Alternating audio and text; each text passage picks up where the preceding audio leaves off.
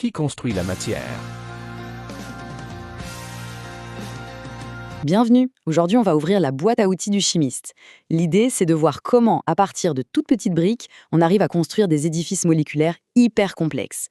La question de départ, elle est simple en apparence. Face à une molécule compliquée, un médicament, un parfum ou même une phéromone, par où on commence? Comment est-ce qu'on passe de quelques ingrédients de base à une structure finale ultra précise? C'est ça tout l'art de la synthèse organique. Alors, voilà le programme. On va d'abord se mettre dans la peau de l'architecte moléculaire. Ensuite, on regardera les outils pour bâtir la charpente, puis ceux pour les finitions. On verra aussi quelques coups spéciaux et on terminera en assemblant tout ça dans une étude de cas vraiment fascinante. Bon, allons-y. Faut bien comprendre que la chimie organique, ce n'est pas juste une liste de réactions à apprendre par cœur. Pas du tout. C'est beaucoup plus proche de l'architecture. Il faut un plan, une vraie stratégie et surtout bien connaître ses outils pour que l'édifice tienne la route. Et c'est là que ça devient génial.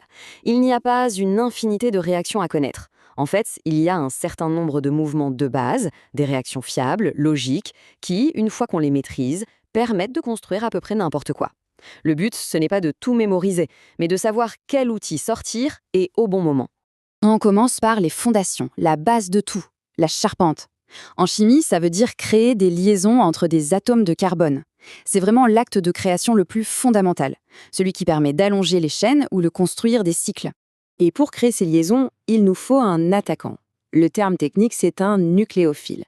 Imaginez une entité chimique qui est riche en électrons et qui n'a qu'une envie, aller former une nouvelle connexion avec un site qui, lui, est un peu pauvre en électrons. L'un des plus connus, c'est l'énolate. Lui, c'est un de nos artisans principaux. Prenons un exemple hyper classique, la cétolysation. C'est simple. D'abord, une base forte arrive et hop, elle arrache un proton à côté d'une cétone. Ça y est, notre attaquant, l'énolate, est créé. Ensuite, cet énolate fonce sur une deuxième molécule de cétone et paf, il forge cette nouvelle liaison carbone-carbone, c'est l'étape cruciale. Et pour finir, on enlève une petite molécule d'eau pour stabiliser le tout. En 3 étapes, c'est fait, la chaîne carbonée est plus longue. Et dans cette catégorie, il y a d'autres poids lourds. Attention! La réaction de Grignard, c'est un autre exemple parfait.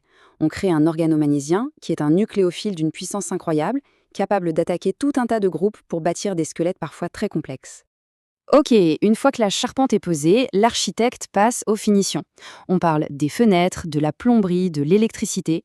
En chimie, c'est pareil, on va s'occuper de transformer les groupes fonctionnels. Là, on ne touche plus au squelette, on vient juste ajuster les propriétés de la molécule. Ce qui est vraiment intéressant ici, c'est le jeu de va-et-vient entre oxydation et réduction.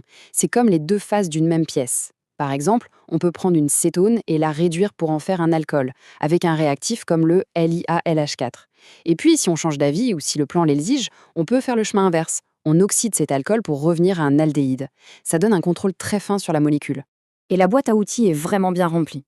Parfois, on a besoin de protéger une partie de la molécule pour qu'elle ne réagisse pas. C'est un peu comme un peintre qui met du ruban adhésif pour protéger un mur. Et bien sûr, une fois le travail fini, on enlève la protection. On peut aussi ajouter des halogènes, des groupes nitro. Chaque petite modification est une étape bien réfléchie du plan global. Allez, passons maintenant aux outils de pointe, les coups de maître. Ce sont des réactions tellement importantes, tellement élégantes, qu'elles portent le nom de leur découvreur. Elles permettent de faire des transformations complexes, souvent en une seule étape, et avec une efficacité redoutable. La réaction de Friedel-Crafts, c'est un exemple parfait. Essayez d'accrocher une chaîne de carbone sur un cycle de benzène, qui est super stable par nature, ce n'est pas simple du tout. Eh bien, cette réaction, c'est l'outil numéro 1 pour y arriver. Un exemple concret? L'ajout d'un groupe sur le benzaldéhyde. Pour faire cette opération de haute précision sur un cycle aromatique, pas de doute, la conclusion est claire, c'est la réaction de Friedel-Crafts. C'est direct, efficace, bref, c'est iconique. Un autre coup de maître absolu, la réaction de Diels-Alder. Son génie, c'est de créer 2 liaisons carbone-carbone et un cycle à 6 atomes, tout ça en une seule étape, d'un seul coup. Pour construire des molécules avec des cycles, c'est juste d'une efficacité bluffante. Et voilà, un exemple parfait. On prend un diène, on le mélange avec un diénophile et hop, la cyclisation se fait presque toute seule. C'est ça la réaction de Diels-Alder. Simple, élégant et super puissant. Bon, maintenant qu'on a fait le tour des outils, il est temps de les mettre en action. On va assembler tout ce qu'on a vu pour suivre le plan de construction d'une molécule qui existe vraiment dans la nature, une phéromone. Alors, voilà notre objectif final. Une très longue chaîne de 35 atomes de carbone avec quelques petites ramifications. Ce n'est pas une petite molécule, et sa structure doit être absolument parfaite pour qu'elle fonctionne comme signal chimique. C'est un vrai défi d'architecture moléculaire. Alors comment on s'y prend pour construire ça? La stratégie est brillante. D'abord, on prépare les poutres. On part d'un aldéhyde assez simple et on utilise nos outils de transformation, réduction, halogénation, pour en faire un bloc de construction bien réactif. Ensuite, c'est le gros œuvre. On assemble 2 de ces blocs avec une pièce centrale pour créer la grande chaîne de 35 carbone. C'est là que la charpente est vraiment érigée.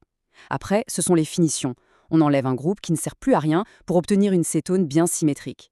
Et enfin, le coup de grâce. Une toute dernière réduction transforme cette cétone en la phéromone finale. C'est une véritable symphonie de réactions, parfaitement orchestrée. Et ce qu'il faut retenir, c'est ça. Cette construction spectaculaire n'a pas demandé d'outils magiques ou inconnus. Non, elle a juste utilisé de manière super intelligente les réactions qu'on a vues, des réductions, la création de nucléophiles, la formation de liaisons. La complexité, elle naît de la logique et de la stratégie, pas de la magie. 35. Juste ce chiffre. Ça donne une idée de l'échelle de la construction. Chaque atome a été mis là de manière délibérée, en suivant un plan ultra précis, exactement comme les briques d'un immense bâtiment. Finalement, tout ça nous montre que la synthèse organique, c'est bien plus qu'une simple science. C'est carrément le pouvoir de concevoir la matière, de la construire atome par atome. C'est un langage universel qui mélange la rigueur de la logique et l'audace de la créativité. Et ça nous laisse avec une question assez vertigineuse. Si on a une telle maîtrise sur la construction des molécules, la seule limite, c'est notre imagination, non?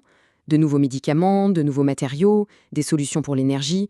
La prochaine grande construction a Abonne-toi peut-être et déjà merci de commencé sur suivre. la paillasse d'un labo. Quelle sera-t-elle?